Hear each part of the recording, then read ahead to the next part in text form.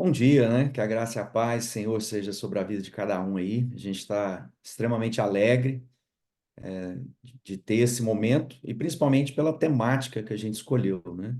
Eu vou estar recebendo aqui à mesa, né, gente que já é parte da aliança. Meu querido Ricardo Bitum, pastor em São Paulo, aí na Moca. Ele é professor da Universidade Mackenzie, né, e Seminário Servos de Cristo. É coordenador do movimento RUA, de pastores e líderes, e membro do Conselho da Aliança, né? A Gisele Nas, que é natural de Joinville, e atualmente é residente em Vitória da Conquista, na Bahia. Ela é teóloga, psicóloga, pós-graduada em gestão de projetos sociais e também em Gestalt, né? Terapia. E sua principal trabalho hoje na clínica de psicológica, né? O Simvaldo, que é pastor, casado com a Tatiane, pai do João e do Lucas e da Maju, mestre em teologia, pós-graduado em plantação e revitalização de igreja, psicólogo graduado, ênfase em clínica ampliada, né? E está graduando aí em logoterapia e desenvolvimento humano, e é pastor da Igreja Batista da Cidade, em Vitória da Conquista. E ele é um dos o idealizador de Casa da Vida e membro do conselho também da Aliança. Então, muito obrigado a vocês, né, que aceitaram estar conosco, e é sempre uma alegria ter essa conversa entre nós. Antes de eu passar para cada um falar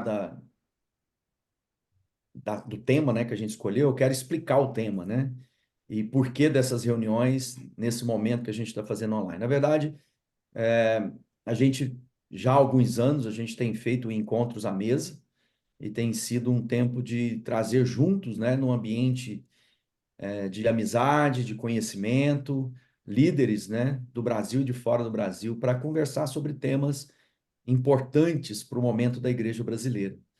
Uma dos três pilares principais da aliança aí, a gente está falando sobre unidade, sobre a unidade em ação, a missão, né, o trabalho e essa voz, né, de discernimento profético para a nação.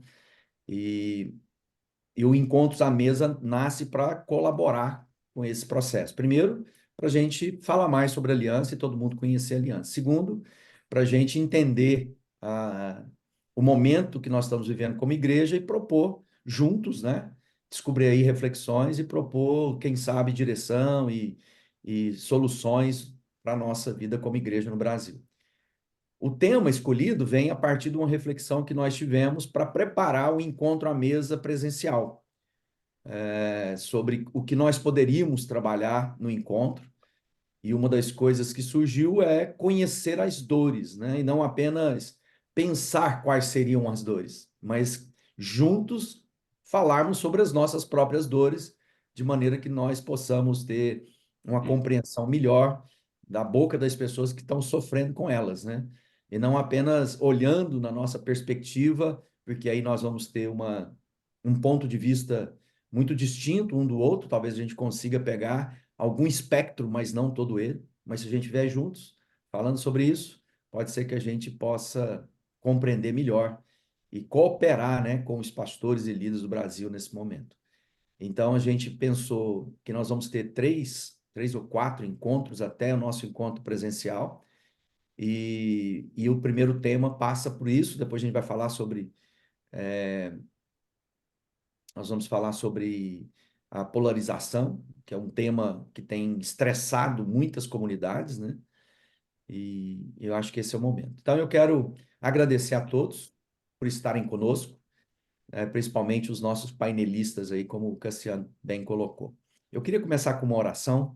Pai, obrigado por essa manhã, pela oportunidade de estarmos juntos, que o Senhor possa trazer luz sobre esse assunto, essa temática, e que nós possamos ouvir a tua voz através das reflexões que serão colocadas aqui. No nome do nosso Senhor que nós agradecemos. Amém. Bom, então vou começar apresentando, vou começar pela parte melhor, né? Assim, a mais nobre entre nós, vou começar pela Gisele, então, que é o lado feminino desse painel, né? Sim, é difícil começar, não dá para começar para outra pessoa. Então, eu não sei direito como começar, né? Eu tava pensando, hoje o Simvaldo brincou, né, sobre as dores e as minhas serem da lombar. E de fato, ontem eu fiquei pensando um pouco sobre isso. Quando eu tava pensando no tema, eu fiquei pensando um pouco sobre essa dor da lombar, não no sentido de ser uma dor da minha existência, mas de pensar o quanto, quando a dor chega, o quanto a gente pensa que ela vem para atrapalhar a nossa agenda. Ontem, quando eu travei, em questão de segundos, assim, eu fiquei pensando. Para quem não sabe, eu travei minha lombar ontem e tô com a coluna travada hoje. E ontem, quando aconteceu, meu primeiro pensamento foi: que droga, eu vou ter que cancelar minha agenda, eu vou ter que mudar meus planos, eu não vou poder fazer o que eu tinha planejado para fazer no sábado, eu vou ter que ficar de repouso e vai mudar tudo que eu tinha planejado. E pensando um pouco sobre as dores e pensando um pouco sobre como a gente encara as dores, e sobre esse meu momento em especial, eu fiquei pensando sobre isso, o quanto a gente encara as nossas dores como aquele inconveniente que vem para atrapalhar a nossa agenda e as nossas expectativas. É, Não, eu não sei direito como começar mesmo ou como continuar esse assunto, Vamos fazer o mas de seguinte, fato, vou lá para o Simval, porque é um dos que proporam, né, essa temática, e aí depois você vai interagindo conosco. Obrigado pela sua participação. Simval, na nossa conversa, né, falando sobre isso na nossa reunião, você falou, olha, vamos perceber para lavar os pés desses pastores, vamos perceber quais são as sujeiras ou as poeiras, né, nem no sentido do pecado, mas também no sentido da caminhada, da jornada, né, da coisa positiva que vão se acumulando na vida de todos nós, na alma, no físico, na vida espiritual.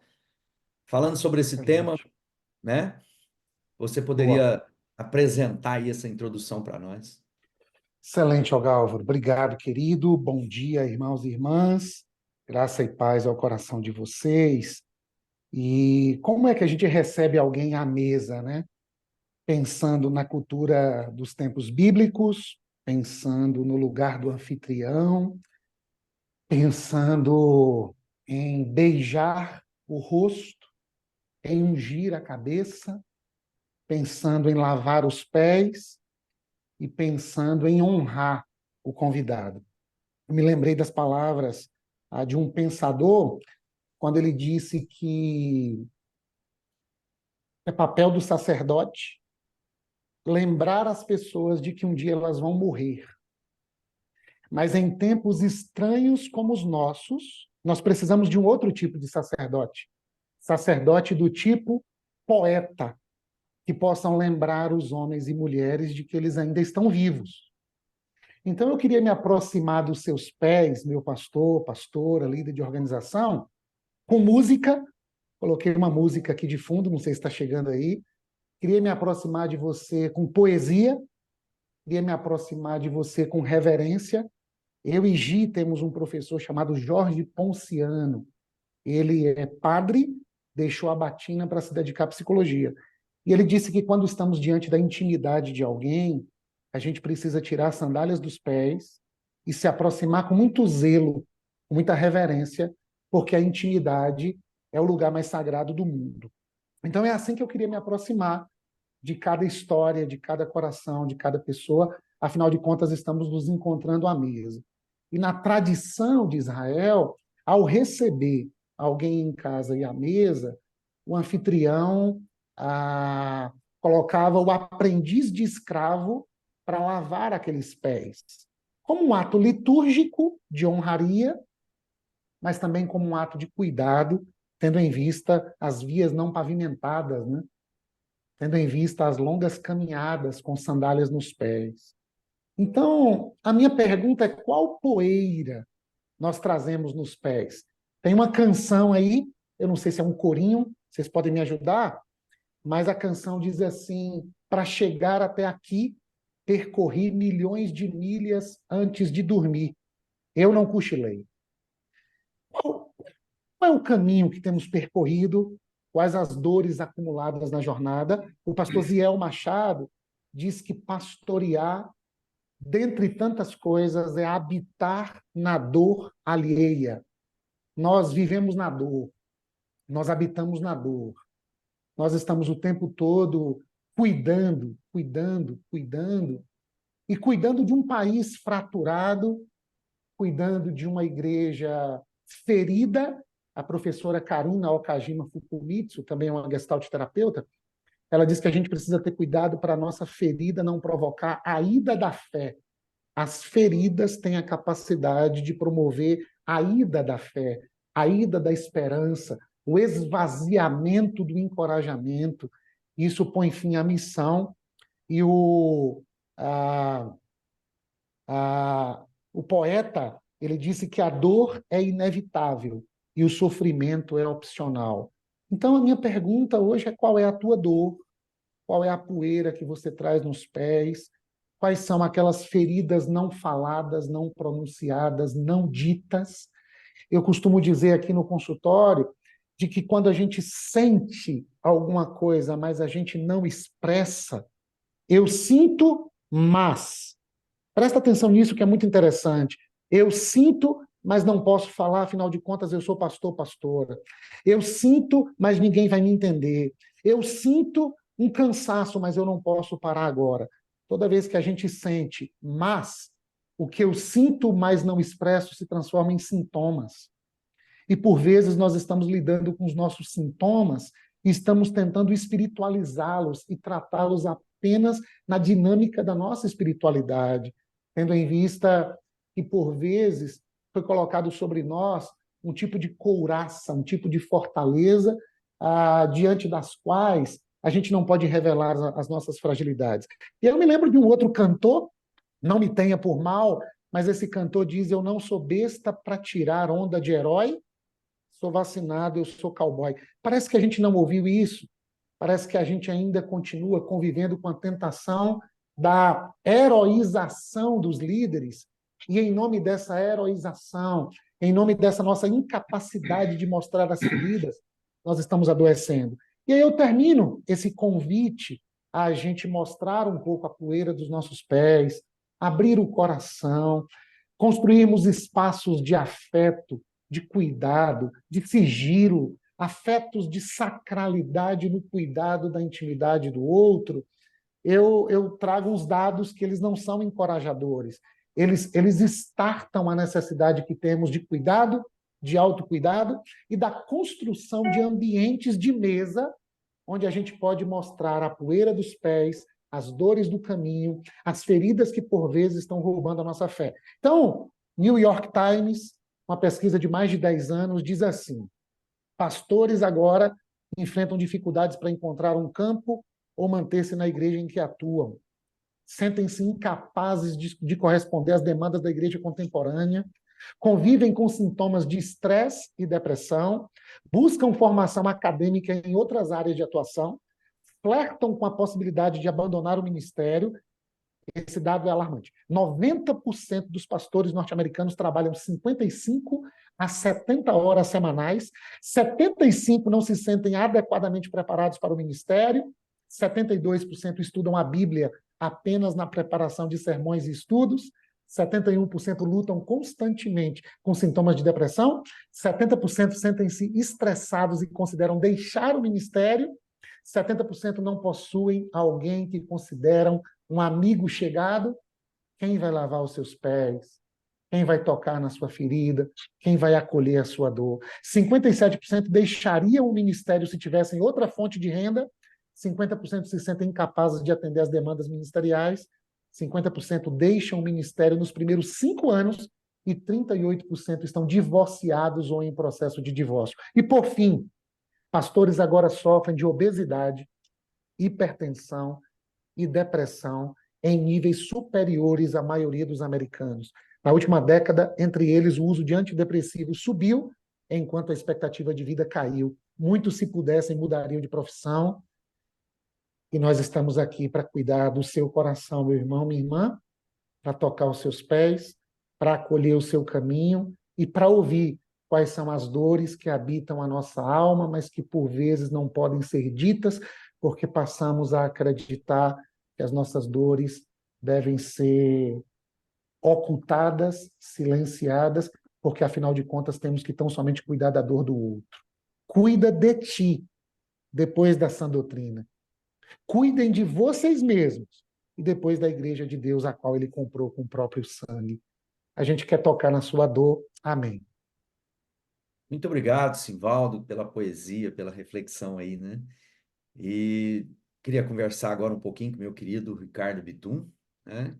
Um amigo querido, que também dentro do nosso bate-papo lá trouxe essa situação, né? Tem acompanhado pastores e líderes e as nossas próprias dores, né? Seja bem-vindo, Ricardo Bitum. Obrigado, Gálvaro, querido, obrigado pelo convite. E eu fiquei pensando, Gálvaro, depois da fala do Sivaldo, fica difícil, né? Por onde você vai caminhar, do que você vai falar, o que exatamente você vai tratar. Ele é um poeta, então não tem É, jeito. é só dizer amém e fazer o apelo. Exato, eu estava quase aqui dizendo, eu aceito, eu recebo, como quiser. Mas é um tema muito delicado e realmente quando a gente ouve ou entra no coração recebe o coração, a palavra que me vem à mente nesses tempos, e é uma palavra que eu tenho vivenciado e repetido, é a questão do acolhimento. Como a gente pode acolher esses que estão sofrendo, como a gente pode ter um acolhimento, porque, como pastores, nós somos bons pregadores, né? Mas como é difícil a escuta, ser bons ouvidores. E às vezes as pessoas estão precisando de alguém que ouça realmente as dores, as mazelas, essas feridas, sente e aproxime. Mas eu queria fazer um contraponto aqui com o Simvaldo, mas contribuindo com ele para que a gente possa prosseguir. Uma passagem que está sempre na minha mente é Atos 16, quando Paulo e Silas estão na prisão, não é? E aí me mostrou assim, a gente acentua muito a coragem de Paulo, a maneira como ele foi para a prisão e como ele continua, e ele não para. Certamente são virtudes assim que todos devem cultivar. Mas uma coisa que naquele texto me chama muito a atenção é que Paulo, primeiro, ele continua louvando a Deus mesmo em circunstância adversa. Então, no momento que a gente está de adversidade, de tensões, de tudo isso que o Simvaldo colocou bem, a gente vem conversando, ele vai para a prisão e continua, ele não decreta, não determina, ele não diz eu não recebo essa prisão, quando eu sair daqui vocês vão ver o que vai acontecer, nada disso. Mas depois disso, né, dessa adversidade, desse contratempo, continua louvando, aí nós sabemos o final da história, e o final da história me chama muito a atenção, que aquele mesmo executor que o chicoteou é aquele que provavelmente o colocou no colo ou fez com que ele deitasse em algum lugar e começa a curar as feridas. A mesma mão que bateu é a mão que cura, né? A mão que afaga o violão é a mesma mão que apedreja, disse o poeta. E mais do que tudo isso, eu fico imaginando Paulo olhando para aquele que chicoteou injustamente, para que bateu, um executor que me feriu, que me machucou. Deus usa esse mesmo executor para curar as feridas dele. E eu acho que nós temos que pensar também até que ponto nós somos capazes de exercitar esse perdão, essa graça, essa misericórdia, de ter nossas feridas limpas, de ter as nossas feridas curadas, de ter as nossas feridas massageadas por aqueles que nos feriram.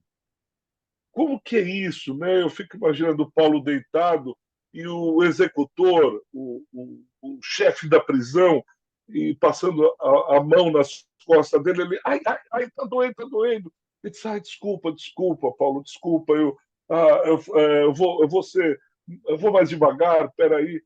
E aí Paulo permitindo, e aí trazendo para a gente, né? Nessa caminhada, nós somos feridos por muita gente, somos chicoteados, palavras malditas, palavras que ferem o coração. E, de repente, Deus usar essa mesma gente, essa mesma igreja que tanto nos feriu, para curar as nossas feridas. Essa igreja que nos acolhe, esses irmãos, esses líderes que nos feriram, dizendo: puxa, eu fiz isso, mas deixa eu curar agora, deixa eu tratar, deixa eu passar uma pomada, deixa. E a dificuldade é o que mais me chama atenção, e eu acho que é um exemplo, é Paulo. É permitir, porque eu diria assim: agora você vai querer me curar, agora você vai querer fazer massagem, agora você vai querer passar azeite, sai para lá. Pô, doeu, sabe quantas chibatadas você me deu? Sabe aquela palavra que você disse? Sabe aquilo que você falou? Eu falei que estava doendo e você continuou batendo? Você sabia, porque você nem sabe que você me bateu. Eu apanhei, e aí a gente começa todo o discurso. E talvez o desafio maior é esse: até que ponto nós, que somos da comunidade da fé, permitiremos que os irmãos da fé que nos feriram nos curem, nos ajudem a levantar e andar. Eu vou dizer por mim, que dificuldade, que dificuldade. Porque eu queria dizer: olha, qualquer um me põe a mão, menos você. Eu ainda não estou preparado, ou eu ainda não sinto que é você, o meu coração ainda não pede. Eu vou orar primeiro, eu vou, eu vou jejuar, depois você vem falar comigo, mas agora eu quero distância. Mas naquela mesma noite, Paulo deu as costas, né? E também, Paulo, qual a garantia que você tem que ele não vai dar mais uma facada? Qual a garantia que você tem que ele não vai dar mais uma chibatada? Porque quando você está de costas, você está vulnerável, né? E você de novo dá as costas e diz: e se você me machucar de novo, vamos caminhar. Então, acho que é esse um pouco, Gálvaro, talvez, que a gente poderia também refletir, pensar um pouco sobre dar as costas feridas para aqueles que nos machucaram. Não é fácil, não é fácil. Obrigado, Ricardo. Então vamos lá agora, vamos voltar lá para agir, né? E dentro dessa perspectiva, né, compreendida aí, você como terapeuta tem acompanhado as pessoas, onde estão as maiores dores, né, que você percebe nos nossos dias, principalmente quando a gente está falando de pessoas ligadas ao ministério, né, que servem a Igreja de Deus. Muito obrigada. Agora eu estou um pouco mais orientada. É muito bom ouvir o Simvaldo sempre, né? Estou aqui pertinho. Ricardo, também muito obrigada. Eu quero fazer um gancho com a sua palavra, com o que você disse. Tem uma frase do Jorge Ponciano, que o Simvaldo já citou, que fala que é na relação que se fere é na relação que se cura. E eu gosto muito dessa frase, porque a relação terapêutica, ela é um pouco disso, é a gente poder ofertar para alguém ferido uma relação sadia, de escuta, uma relação de cuidado, uma relação de compreensão.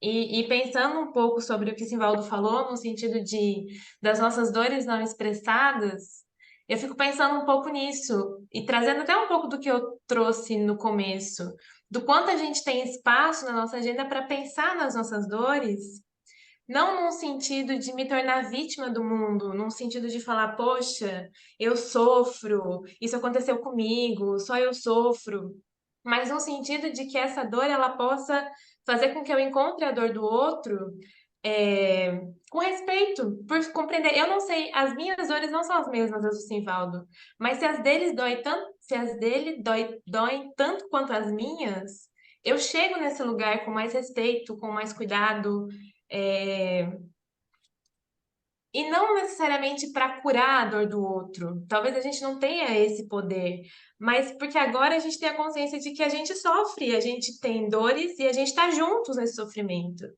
Né? Talvez a consciência da nossa dor, a consciência ter a nossa dor na agenda, sem entender ela necessariamente como algo que vem para atrapalhar a nossa agenda, talvez nos dê a consciência de criar espaços de fato, de criar relações de fato que curam, onde a gente tem o cuidado no encontro com o outro, a gente tem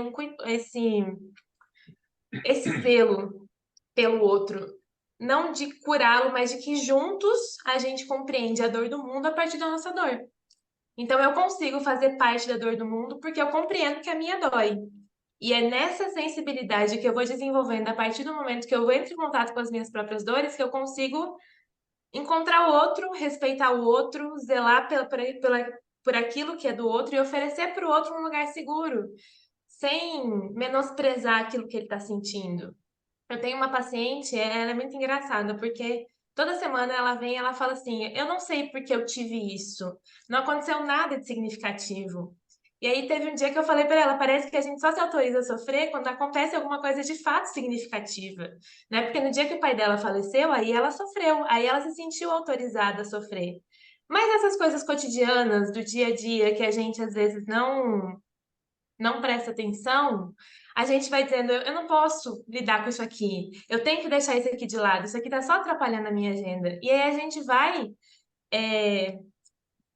desensibilizando mesmo e não conseguindo entender que a vida vai nos atravessar, a dor é uma coisa que vai fazer parte, ela não é uma coisa que acontece o tempo todo, a vida pode mudar, alguma coisa pode acontecer.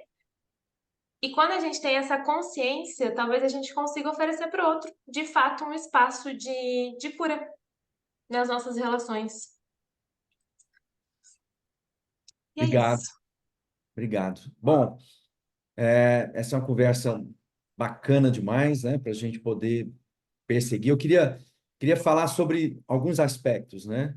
O aspecto das frustrações, ou seja, das expectativas que os líderes na jornada criam para si, uma certa romantização também da vida pastoral. Então, quando a gente olha para os apóstolos, a gente olha para o próprio Jesus, e como o Simvaldo já falou, né?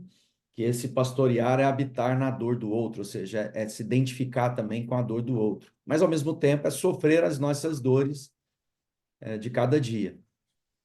Quando a gente pensa nisso, Simvaldo, o que você tem mais se deparado? Quais são as maiores angústias objetivas que você tem percebido nas pessoas, né? Vamos lá, Olga Álvaro. Eu tenho tido assim uma tarefa interessante ultimamente. Eu tenho atendido alguns pastores no ambiente da clínica psicológica. E o tema cansaço é um dos temas que mais aparecem. A gente vem de uma pandemia da qual a gente ainda não se recuperou.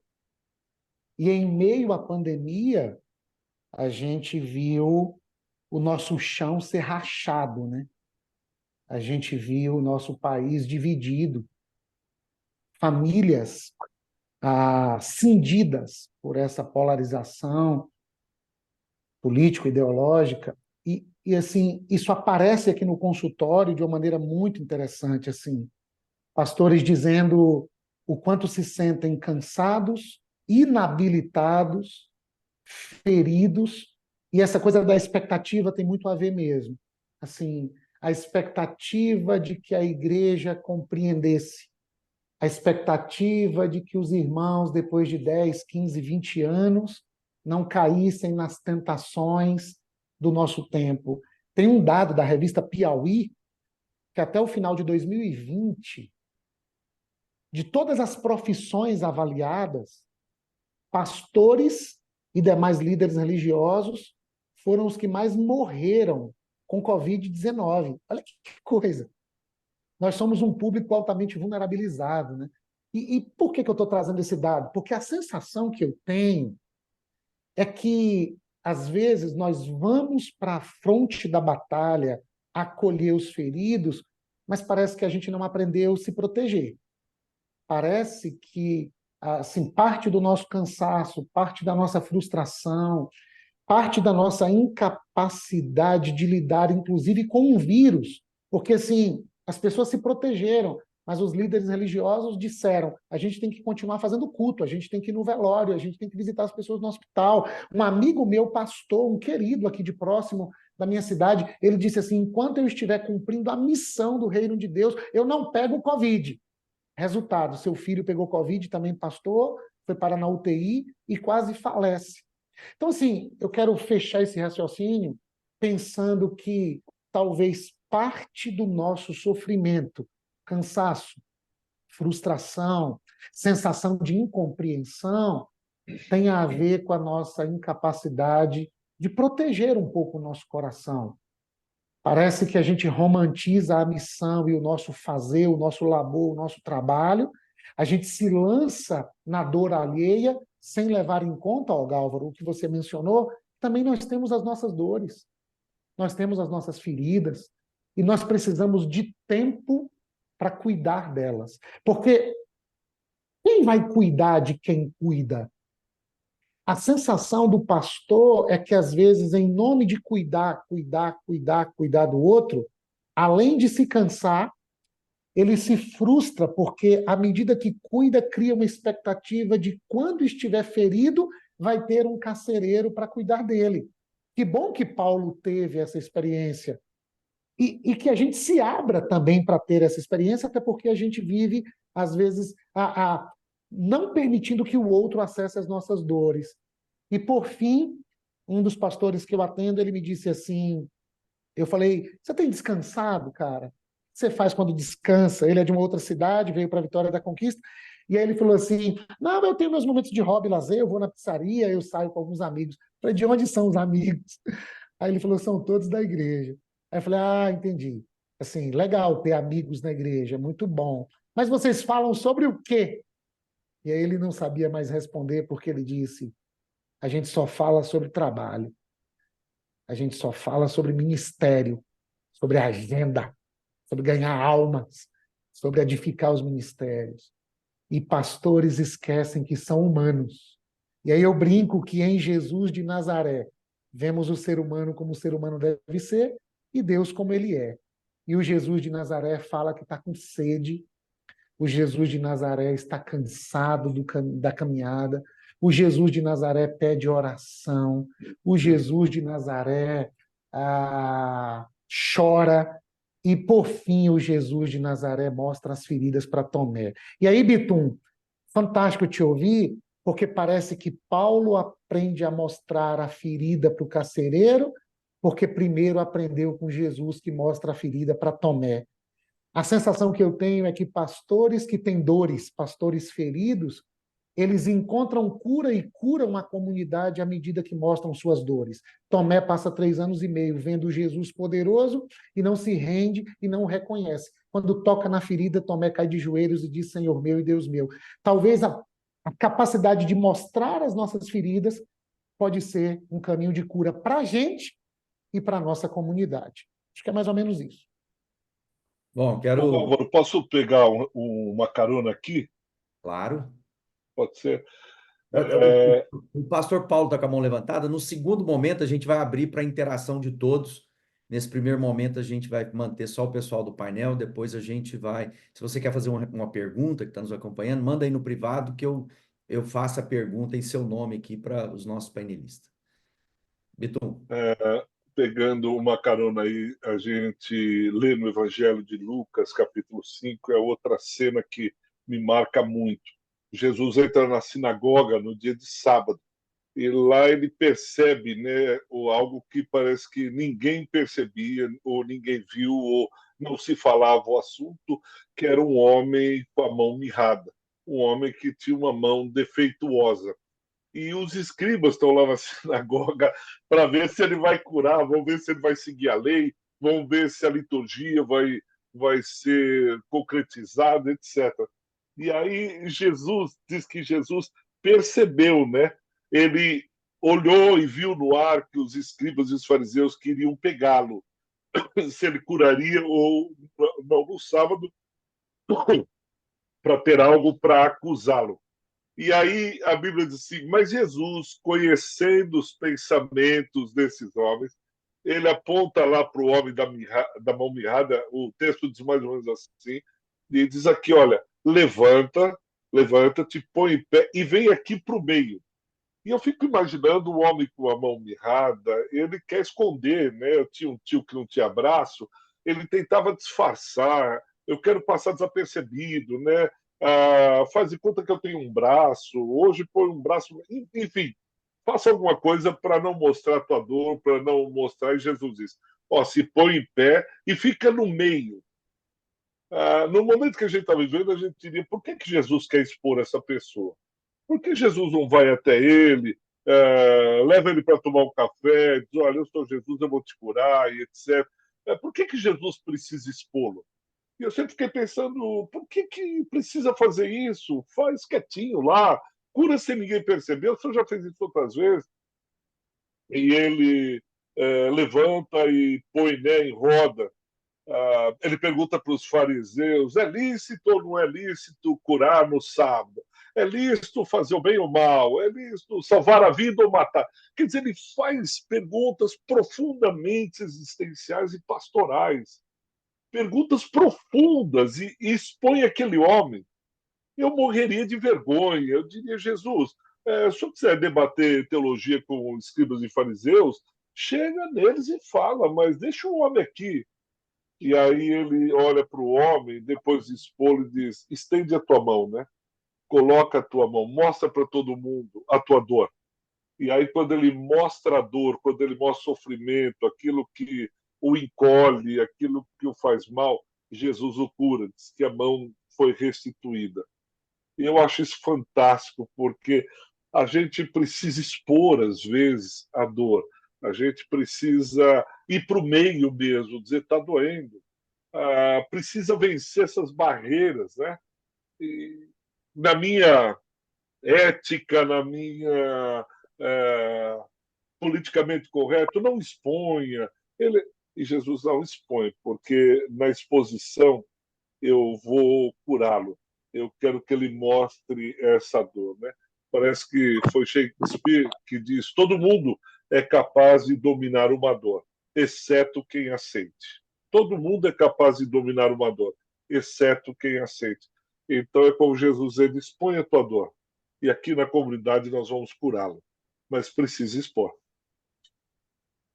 Bom, falando desse ponto de vista, né, da confissão, né, da revelação aí, Gi, o que você pode contribuir com esse discernimento, né, da necessidade de, às vezes, trazer luz sobre as situações, circunstâncias que muitas vezes a gente quer levar para a escuridão, né? Sim. É interessante porque a clínica é esse espaço, né? Onde a gente pode oferecer para o outro esse lugar seguro de exposição, né? E quando você fez a pergunta para o Simvaldo, uma das grandes pautas que aparece para mim na clínica é a solidão, a falta de lugares seguros para que eu possa me expor, para que eu possa falar. Então, eu ouço muito isso de amigos, de líderes, de pacientes. Eu não tenho com quem falar, eu não tenho com quem compartilhar.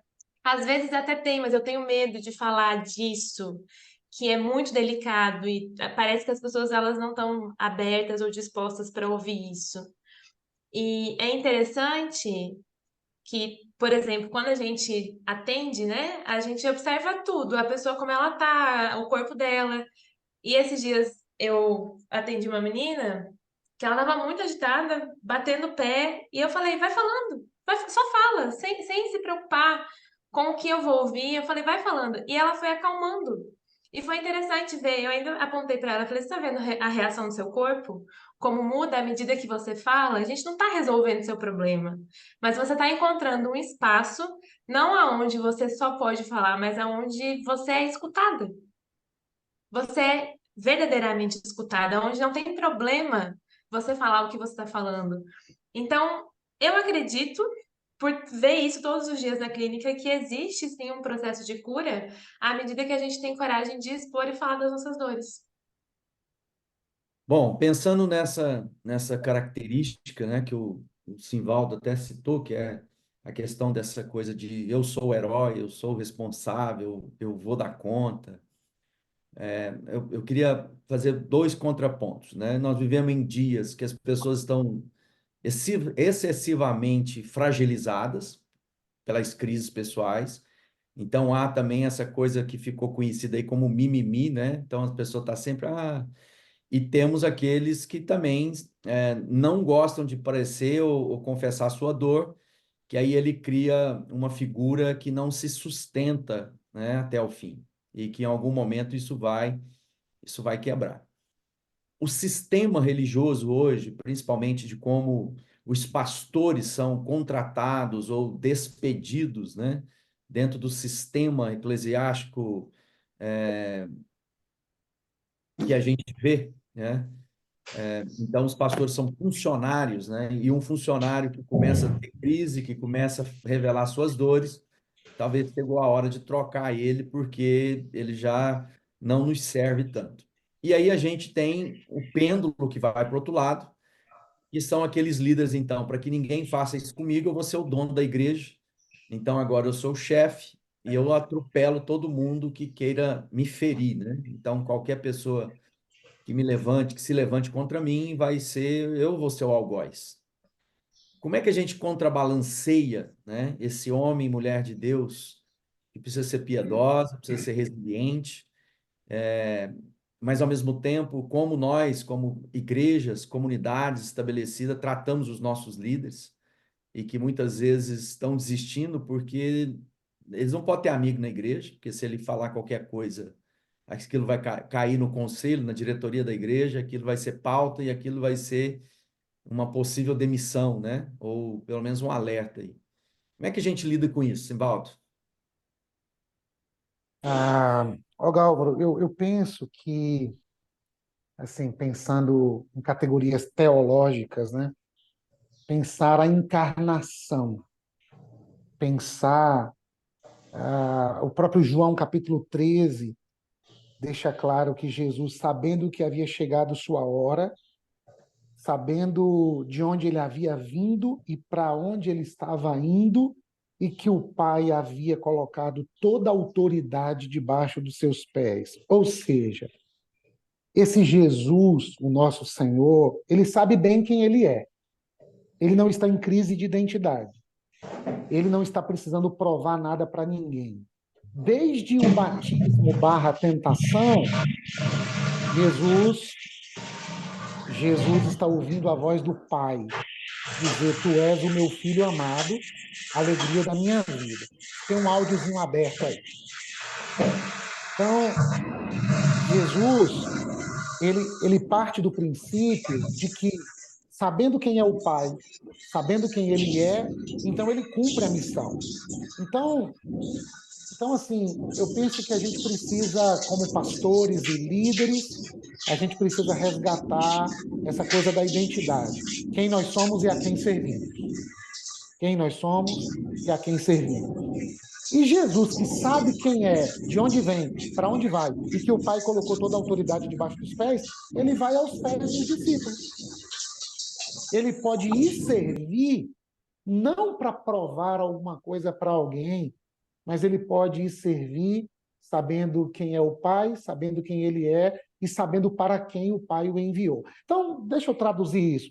Eu penso que, por vezes, as nossas faltas, as nossas dores, geram projeções em nós e nós vamos para as relações não em nome da missão, não em nome de uma consciência de quem é o Pai e não em nome de uma autoconsciência. A gente vai para a missão na tentativa de provar alguma coisa para alguém.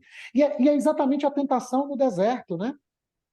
Se és o Filho de Deus. Opa, eu acabei de ouvir que eu sou o Filho amado e eu não preciso provar nada. E agora a tentação é: se és, transforma a pedra em pão, muda a natureza das coisas. Se és, se joga do pináculo, ou seja, faça acrobacias, faça coisas que não são viáveis para um ser humano, para então você provar quem você é. Ou seja, a tentação coloca dúvidas sobre a nossa identidade e a gente acaba esticando a perna até onde não damos conta, e às vezes nós pecamos e erramos nessa cultura do mimimi, se vitimizando, e o tempo todo justificando as nossas incompetências e inabilidades nas nossas dores. Isso é uma verdade. Temos uma cultura de pessoas que gastam mais energia justificando a sua mediocridade do que se habilitando para a vida. é um fenômeno do nosso tempo. Há quem diga que a geração millennial, essa geração de 80 para cá, é uma geração adoecida em nome de uma expectativa. Mirou na estabilidade financeira profissional, mirou na construção de uma família inabalável e chegou os anos 2000 e 2020 e tantos, e eles não realizaram e agora se sentem frustrados e adoecidos. E a geração Z é a geração do smartphone, que está o tempo todo buscando se ver, buscando se conhecer a partir da legitimação do outro, e agora não há níveis maiores de ansiedade a não ser na geração D. Então, para fechar o raciocínio, eu penso que a gente precisa conhecer um pouco mais quem é o Pai, o que é a missão e quem a gente é. Senão a gente vai cair numa desintegração, na tentativa de provar quem somos a partir do que fazemos, aí adoeceremos. E o final é trágico, porque quem quer transformar a pedra em pão, quem quer pular do pináculo do templo, pode acabar de joelhos adorando o próprio diabo, se despersonalizando. Então, no Jesus de Nazaré, a gente vê o ser humano como o ser humano deve ser, e experimenta a unção do Espírito e consegue fazer coisas que só são possíveis por causa da graça de Deus. Em Deus faremos proezas, mas também sabe das suas vulnerabilidades, das suas dores, e busca amigos para orarem no Getsemane, e buscam amigos para dizer, está doendo aqui e eu preciso de ajuda, eu não dou conta dessa parada sozinho. E o fato de mostrar minha vulnerabilidade, o fato de lavar os seus pés, o fato de ir para os seus pés, não diminui quem eu sou. Pelo contrário, reafirma e ratifica a minha identidade. Somos homens de Deus, somos homens humanos. E o padre Fábio de Mello diz, sou humano demais para compreender. Então eu penso que a gente precisa de uma humanização do Ministério Pastoral. Bom, pensando sobre isso, meu amigo Ricardo Bitum, né, dessas situações enfrentadas, né, dessa expectativa.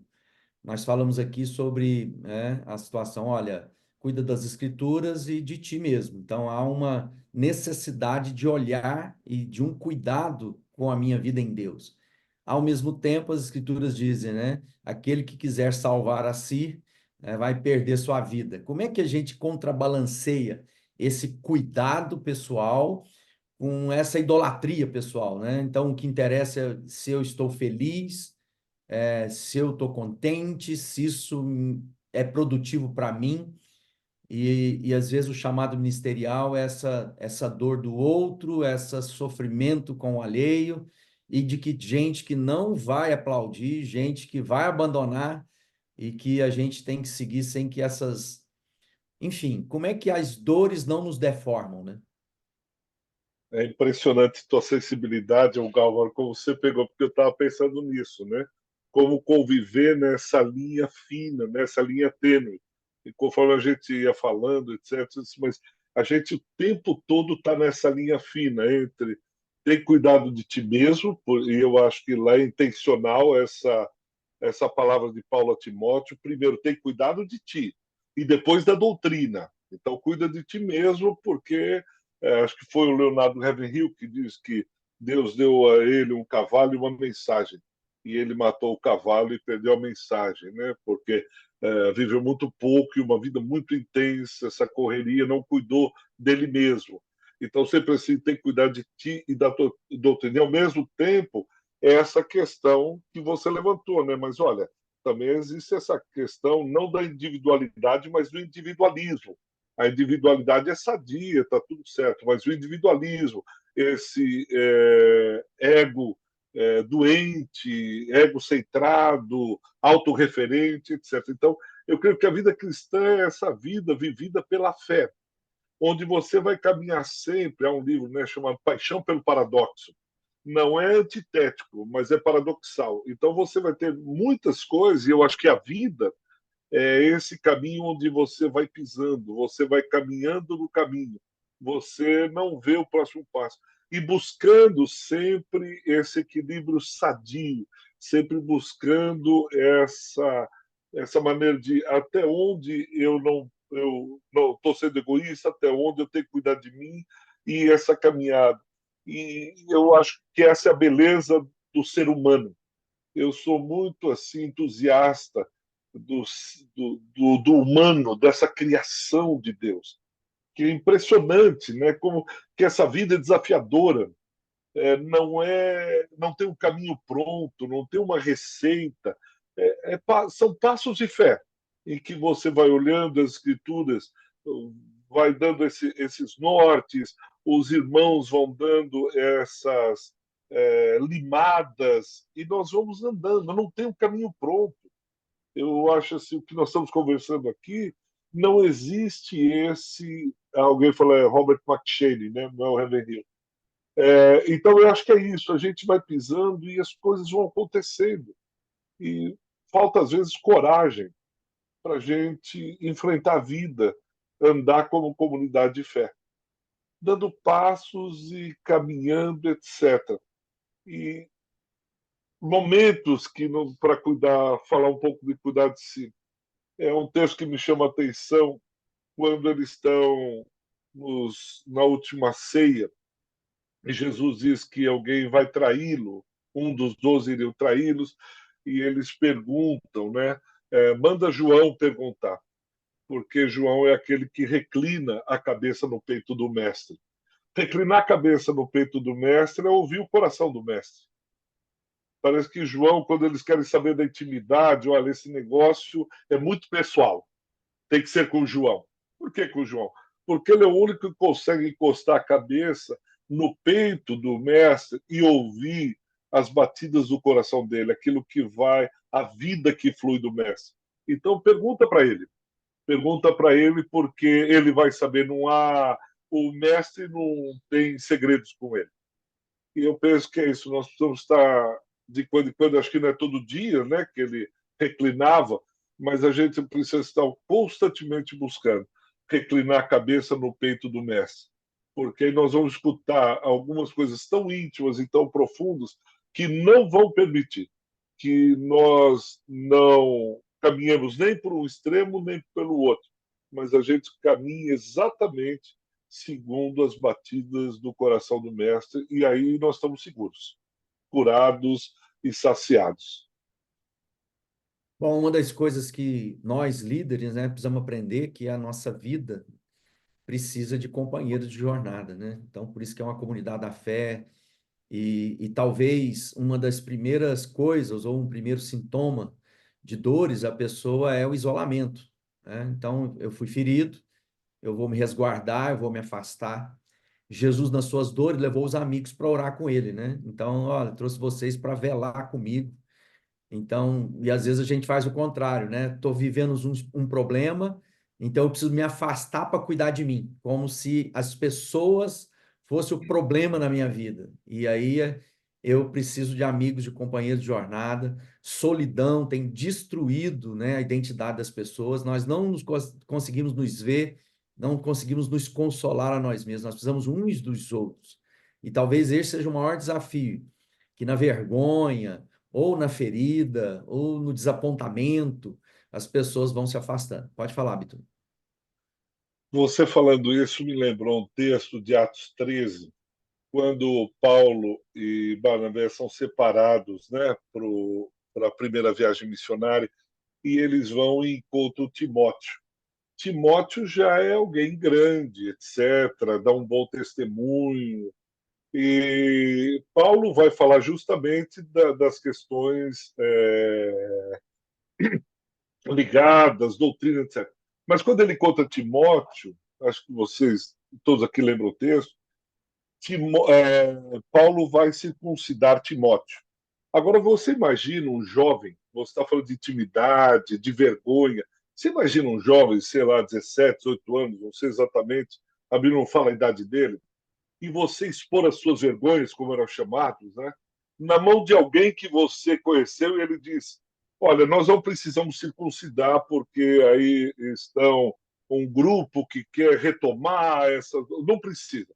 Mas por causa do amor ao evangelho, por causa precisa circuncidar. E aí esse jovem, você imagina naquela época um jovem expor as suas vergonhas, seu órgão genital, na mão de outro homem, para que ele possa ser circuncidado? O que eu quero dizer com isso? Que intimidade é essa? Que é isso que você está falando, né? Até que ponto eu entrego isso para o outro? Claro que você não vai entregar para a igreja inteira. Timóteo não se despiu para todo mundo. Mas ter amigos tão íntimos que você é capaz de colocar sua intimidade tão profunda, você diz, olha, meu irmão, é o que eu tenho de mais oculto, de mais secreto, a fim de que você circuncide, para que a gente possa... Eu fico imaginando a cena e eu não consigo entender, eu não sei se eu teria capacidade disso. Conhecer um pastor uma semana e aí expor minhas vergonhas para ele. E dizer, olha, se é por amor ao evangelho, eu vou fazer isso. Que intimidade, que fé. Bom, vamos fazer o seguinte, já são 9h04, então eu vou convidar todos, né, para entrar na nossa conversa, porque a gente vai até 9h30, então nós temos 25 minutos aí para interação com todos.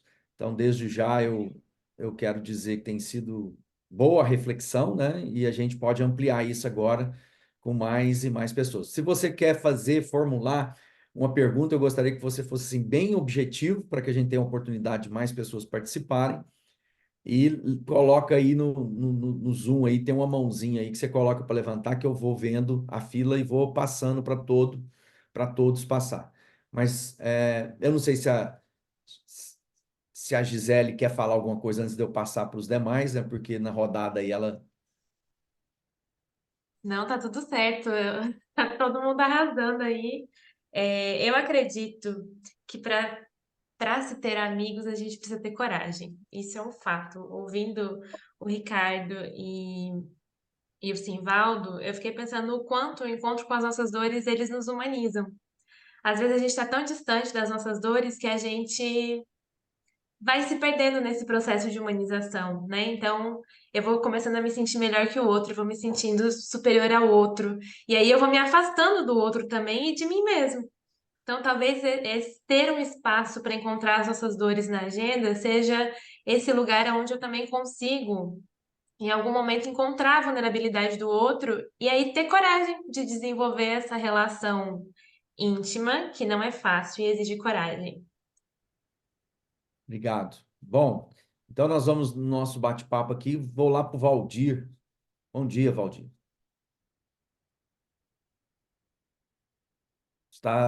Seu microfone está fechado. Desculpa, Abriu. abriu. Primeiramente, bom dia, meu querido amigo, irmão e pastor Ogálvaro. Quero também agradecer aí também por essas palavras maravilhosas aí, né, dessa participação da Gisele, do Simvaldo e do Bitum. É um prazer novamente retornar a esses encontros que são realmente muito proveitosos para a nossa vida, né?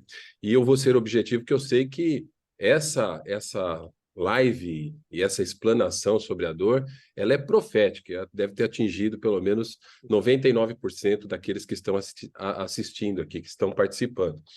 E eu quero fazer uma pergunta, né? Primeiramente, eu quero me solidarizar com a Gisele, porque eu passei por essa dor, né, lombar durante 13 anos até encontrar um bom neurocirurgião, fiz uma artrodese, vida nova, então eu sei muito bem o que é essa dor, me solidarizo com você. E eu te digo, procure um bom neuro que você vai se livrar dela. O Simvaldo também, muito boa participação, quando ele diz a dor é inevitável, de fato, não tem como, né? Você viver nessa vida, você não está numa bolha e você passa por essas coisas diariamente, né? Agora, o sofrimento é opcional. Gostei bastante dessa mensagem, falou muito ao meu coração. Mas eu vou mesmo com uma pergunta aqui para o Ricardo, porque o Ricardo citou um dos meus poetas prediletos, que é o Augusto dos Anjos, um paraibano, que escreveu a Psicologia de um Vencido, né? Que ele diz que o beijo amigo é a véspera do escarro e a mão que te afaga é a mesma que te apedreja. Então, dentro dessa questão que ele abordou tão bem aí, esse ambiente que deve ser de cura, esse ambiente que também é o ambiente da chibata, eu quero fazer a pergunta bem clara aqui, bem objetiva. Que o ambiente de cura, muitas vezes, ele acaba se tornando hostil, insalubre e vai trazendo LER. LER, para quem não sabe, é lesão por esforço repetitivo, né? É uma questão de saúde. E não é melhor a gente se ausentar, né? Fazer um afastamento igual o INSS faz com alguém que está enfermo durante um tempo, para depois retomar essa caminhada, porque quanto mais presente, mais a gente tenta caminhar junto, às vezes pode ficar pior, acirrar ainda, né? E também aumentar essa dor. Você não acredita, Bitum, meu querido amigo, irmão Bitum, pastor, do time da virada e do time do amor, precisamos nos ausentar? Então, Valdir, obrigado pela sua pergunta. Quando você falava, me vinha à memória Davi, né? Quando eu lia que Davi fugiu, né? Ele precisou fugir, não só uma vez, ele fugiu quando Salomão estava querendo tomar o trono, outra vez ele fugiu, se fez de louco, doido, começou a salivar pela boca por causa que estava no terreno, na região dos filisteus. Eu disse, mas Davi é um homem corajoso, o que se esperava dele é que ele tirasse a espada e fosse para cima, que ele enfrentasse Salomão e dissesse, aqui tem ungido, aqui tem homem de Deus, aqui tem homem que foi chamado, eu não estou ocupando esse cargo, por favor, eu não comprei o título de rei, e fizesse o discurso, puxasse a espada. Para quem enfrentou Golias, enfrentar desculpa, não Salomão, o seu filho não seria nada de anormal, pelo contrário, a gente ser isso mesmo, da visão, vai lá, que você é ungido, você é um homem segundo o coração. Mas ele deixou o trono, ele deixou o trono. Outra vez, se os filisteus, olha, por que você não morre em combate? É melhor que você morra lutando do que se faça como louco, como covarde. Então vão ter períodos que você vai ter que se ausentar. Como Moisés teve que ficar 40 anos no deserto, cuidando daquilo que era a abominação para os egípcios, no qual ele viveu 40 anos, cuidando de ovelha, que era abominação. E aí ele precisou ir para o deserto para saber como era cuidar de ovelha. Porque depois ele iria ficar mais 40 anos cuidando do rebanho do Senhor. Então são períodos que Deus nos leva para o deserto, como Jesus, 40 dias, solitário, e essa medida é dada pela fé. Então, alguns vão precisar de um ano sabático. Foi com o ano sabático que Rinoy foi para Lac, no Canadá, e foi lá que ele descobriu as coisas mais tremendas da parte do Senhor. Então, essa fé não tem receita, não tem que fazer isso, tem que fazer aquilo. É a gente vivenciar cada dia, bastando cada dia o seu mal e dando passos de fé na caminhada. É assim que eu entendo. Bem, muito obrigado pela resposta.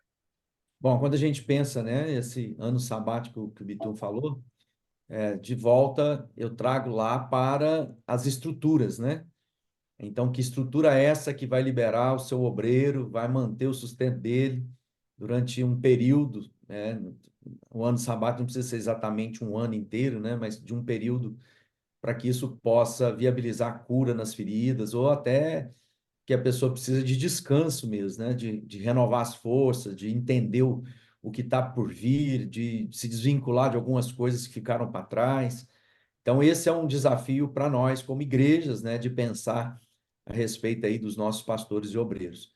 Então, a gente pode parar e pensar, bom, e a minha vida, né? Então, eu queria ouvir da sua vida, né? Quais são os seus testemunhos, de maneira que a gente traga isso na prática agora, né? Quais são as suas dores? A gente quer entender melhor, né? A gente está indo para o nosso encontro. O encontro vai acontecer ali em Jacareí, dia 1º a dia 4 de julho. E esse encontro é um encontro para convidados, na verdade.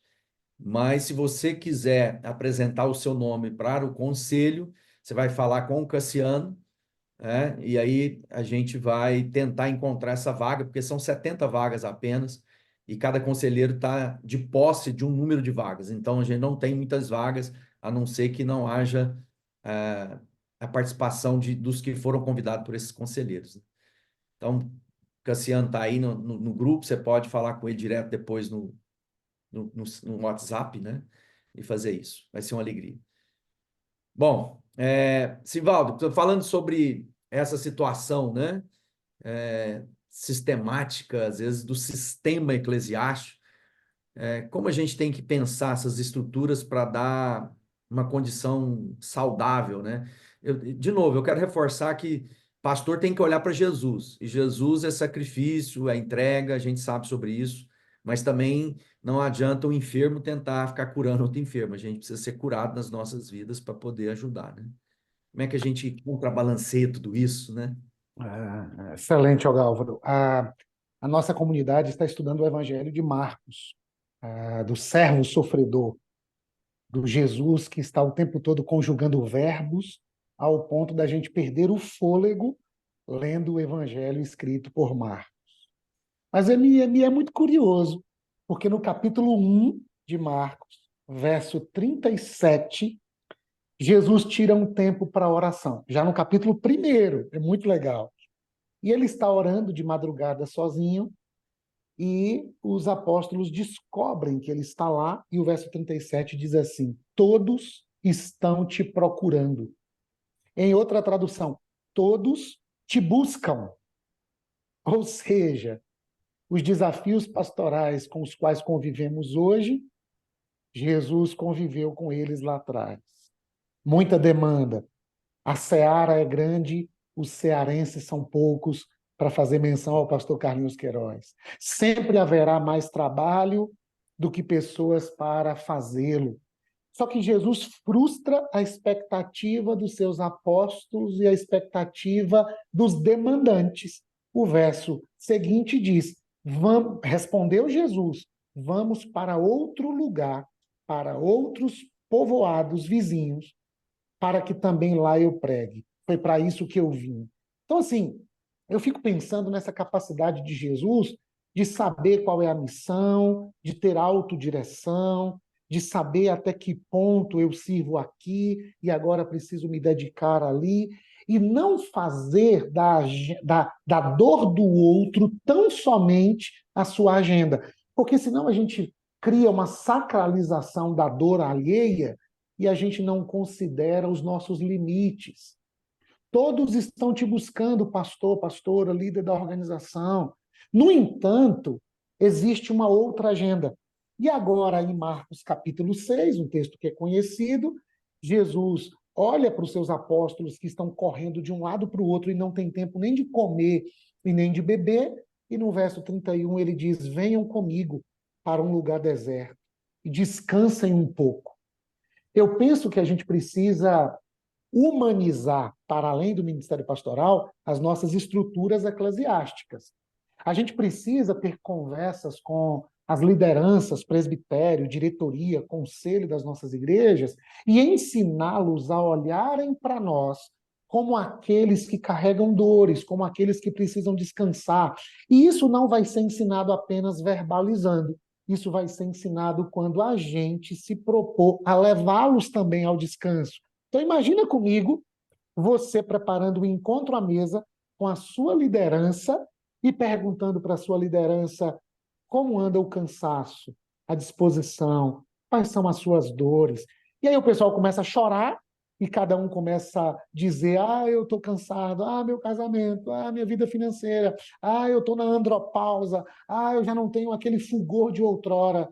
E aí você acolhe, você lava os pés e depois você diz assim: na próxima semana a gente tem um novo encontro para que a gente possa fazer da nossa estrutura uma estrutura que pense a dor dos líderes. E eu, como pastor, queria ser ouvido por vocês e eu queria falar um pouquinho dos meus desafios e dores. E aqui eu fecho, Ogálvaro, contando uma história de um atendimento clínico, de um líder de uma igreja no nosso país, que eu atendo online, e claro que eu vou preservar todo o sigilo.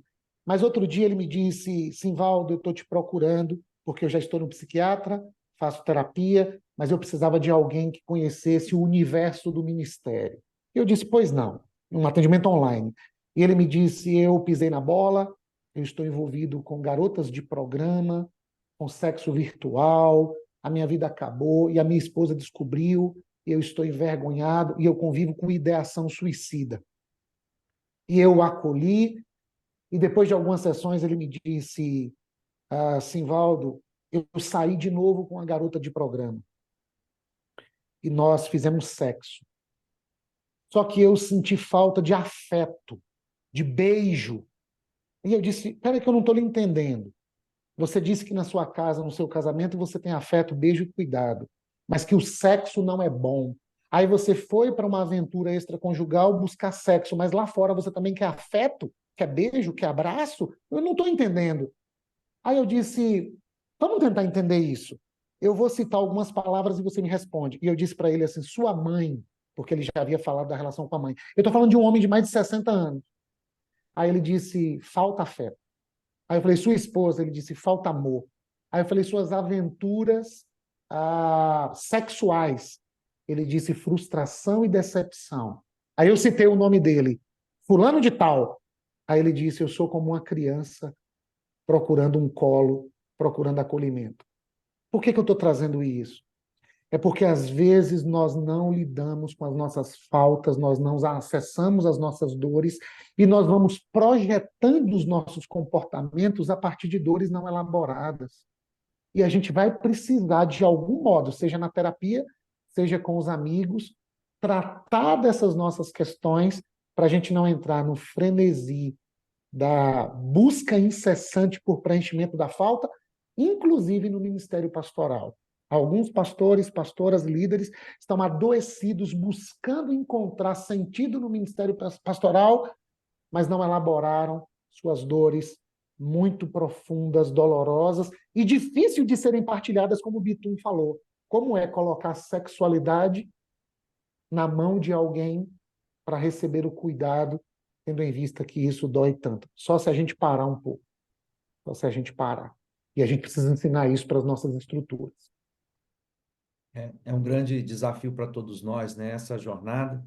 Por isso nós precisamos de companheiros de jornada para ir aprendendo, até com a experiência um do outro, das comunidades de fé, em que têm as suas próprias dores, mas que podem nos ajudar a encontrar soluções para as dores que nós enfrentamos em nossas casas, né? Nossas famílias e também nos nossos ministérios.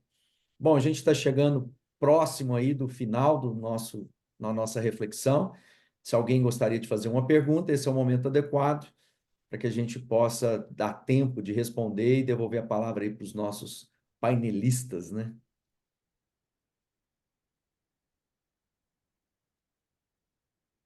E o Galvão, enquanto o pessoal faz a pergunta, eu também me lembrei, a gente nem ainda entrou na questão da família, né? É, Nem entramos na questão da família, porque o pastor ou a pastora que estão ajudando, né, ele tenta pegar e canalizar as dores, as frustrações para não chatear a família, ou o contrário, ele despeja tudo na família e a família adoece junto. Então, aquele ambiente, o lar docilar, o lugar do guerreiro, o descanso do guerreiro, etc., se torna adoecido. Aí vai para a igreja adoecido. E imagina se fosse tocar a questão familiar, né? O que a gente teria para conversar, a necessidade da conversa mesmo. é verdade.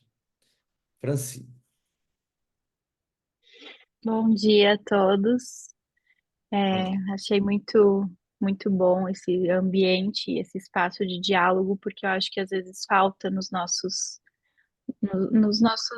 nosso contexto de comunidade. E eu queria só fazer uma contribuição que eu li. Tem um livro que um mestre e doutor em psicologia, Larry Crabb, escreveu, que chama O Lugar Mais Seguro da Terra. Esse livro me foi recomendado porque eu faço terapia.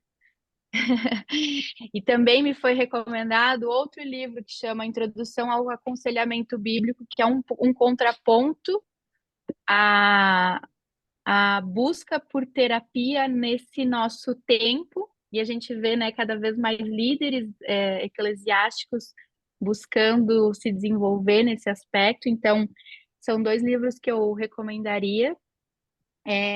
E O Lugar Mais Seguro da Terra foi um livro que me provocou muito, porque ele fala sobre a gente criar ambientes e espaços seguros nas nossas comunidades para que haja esse lugar de vulnerabilidade. E alguém aqui no chat comentou, assim, a gente, os nossos, as lideranças, né, elas têm essa autorização de ser vulnerável. E aí a minha pergunta e a minha provocação é: nós temos criado esse lugar seguro em que tanto líderes quanto as pessoas possam ser vulneráveis? Porque se as pessoas dentro das igrejas estão procurando clínica psicológica, é porque talvez elas não estejam sendo acolhidas o suficiente. Ou o aconselhamento bíblico puro e simples, como ele tem sido negligenciado no nosso meio. Então, é uma provocação, e a minha pergunta é,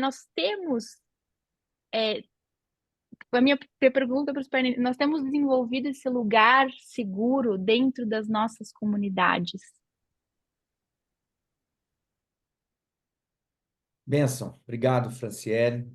Nós temos 2 terapeutas, 2 psicólogos aqui, né? Falar sobre isso. Acho que talvez Gisele ou Simvaldo gostaria de interagir com a Franci. Eu concordo com a ideia de que a gente precisa, talvez, desenvolver ambientes seguros, mas essa semana eu li o livro do Henry Nouwen, Transforma Meu Pranto em Dança, e tem um parágrafo aqui que ele fala assim: aqueles que tentam evitar todos os riscos, aqueles que tentam garantir que seus corações nunca sejam quebrados, acabam em um inferno autocriado. Amar é, acima de tudo, ser vulnerável. Esse parágrafo me pegou de jeito, num sentido de que, não sei, falando pessoalmente, o quanto eu conseguiria isso, mas talvez a gente também esteja buscando segurança demais e por isso a gente esteja se fechando demais. Quando a gente se trata de pessoas, a gente não consegue garantir 100% de segurança. Então, eu acredito sim que a gente precise criar espaços seguros. Eu acredito que a gente precisa se responsabilizar em ser um espaço seguro, em a gente tomar essa consciência para a gente. Mas não sei se a gente vai conseguir fugir dessa insegurança o tempo todo também. Simvaldo? Concordo com o Gi, concordo com o Gi, e eu penso que a gente precisa ter o cuidado de não cair nessa dicotomia, né? De que, assim, eu concordo que a gente precisa construir nas nossas comunidades espaços seguros, onde a vulnerabilidade é acolhida e não exposta. Concordo, sim, que a gente precisa... E isso só vai acontecer se aqueles que têm poder de fala ousarem vulnerabilizar-se. Só assim a comunidade vai aprender. Quando a gente começar a falar um pouquinho das nossas dores, e a gente tem o Jesus de Nazaré, que não escondeu a sua dor e o seu sofrimento, né? O profeta Isaías diz que ele sofreu tanto que ele nem parecia um ser humano. Nele não havia beleza alguma. Deus não escondeu a sua dor. Por que a gente a esconde? Então, eu penso que a gente deve construir espaços onde a vulnerabilidade seja possível e seja acolhida. Mas isso não exclui o fato de que muitos de nós vamos precisar ir no psiquiatra, tomar um remedinho, cuidar dos nossos transtornos, fazer ajustamento químico, repensar nossa atividade física / alimentação, pensar em hobby, lazer, diversão. Nós não somos máquinas, homens é que sois, já diria Charlie Chaplin. A gente vai precisar ir na terapia, se despir. A igreja deve ser um ambiente terapêutico, mas o espaço do consultório psicológico é um espaço necessário psicoterapêutico. Então, a gente não precisa também pensar que a igreja vai ser capaz de cuidar de todas as nossas dimensões de dores e todas as dimensões humanas. A igreja pode ampliar o seu leque e perceber graça comum atuando em todas as dimensões do cuidado, como o nosso colega disse, a coluna do eu, Deus estabeleceu um bom neuro para cuidar dele, e ele está de vento em popa, inclusive encorajando o Gi. Então, a igreja precisa ampliar esse olhar e as dimensões do cuidado para que a gente possa ter saúde para cumprir a sagrada missão de cuidar. Muito obrigado. Obrigado a todos, né? Nós estamos chegando ao final do nosso bate-papo aqui. Lembrando que esse vídeo, essa gravação vai ficar disponível no canal do YouTube. Então, você pode tanto revisitar como também indicar para alguém essa conversa. Nós vamos ter o nosso próximo encontro do dia 26 de maio, é isso? 23. 23 de maio, e a gente vai estar falando sobre polarização, né? No primeiro momento, o tema sugerido pelo Guilherme foi polarização afetiva, né? Que é título de um livro, de uma pesquisa, e a gente está vendo qual vai ser a melhor proposta para essa conversa. Então, a gente vai estar recebendo o Guilherme e vamos receber também o Davi Lago, o nosso bate-papo. Então, Então, coloca aí já na sua agenda, né? Dia 23 de maio, sempre numa quinta-feira, às 8 às 9h30 da manhã, essa conversa vai ser sobre polarização. Muitas dores, né, que os líderes estão enfrentando nos dias de hoje, tem muito a ver com a polarização. A polarização dentro da família, dentro das comunidades de fé, dentro do ambiente mais amplo eclesiástico no Brasil, e a gente está vendo gente adoecida, literalmente adoecidas, com surtos profundos por causa de posicionamento que não consegue lidar com os diferentes, né?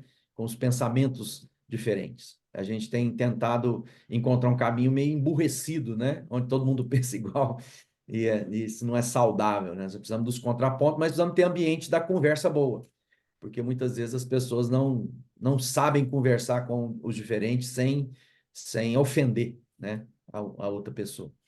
Bom, muito obrigado, Simvaldo, obrigado, Ricardo Bitum, obrigado, Gisele, pela participação. Tem sido um prazer, né, caminhar com vocês aí na Aliança.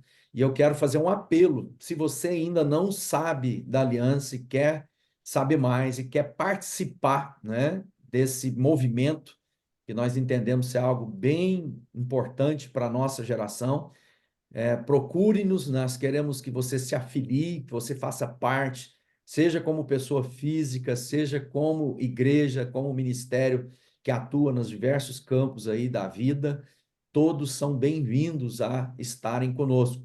Seja um afiliado, procura o Pedro, tem aí, já colocou o link, faça parte, se você quiser maiores informações, conversar no particular, às vezes a gente coloca aí, Pedro, o telefone, o WhatsApp,